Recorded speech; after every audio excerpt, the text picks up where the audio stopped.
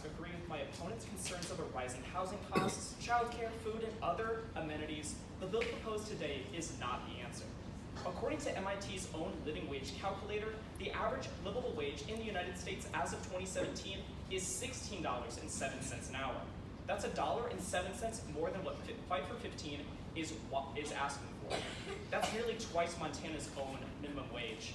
My opponents would like you to believe that raising the minimum wage to a living wage is paramount to a stable family, and this appears to make sense. A higher wage leads to more money in the pockets of average Americans, which they can spend on the things they need.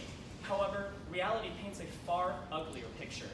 In an empirical review of more than 300 studies conducted in 2008, economists David Newmark and William L. Washer found that in 80% of those 300 studies, a hiked minimum wage would lead to decreased employment and lower overall earnings, especially for employed youth.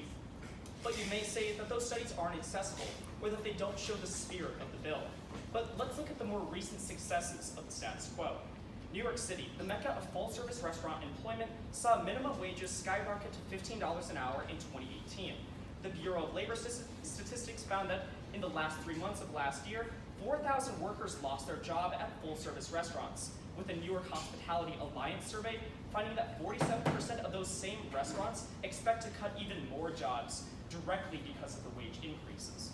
I ask that you think back on the living wage figure I mentioned earlier in my speech. That's $16.07 an hour. Now imagine how many jobs would be cut across the nation if entire states suddenly had to double their minimum wage. Think of the mothers and fathers who would have to get a second, a third, a fourth job because a company who would be taxed a time and a half if they cut them can't afford to pay more than 3 hours of labor in a single day. Thank you very much.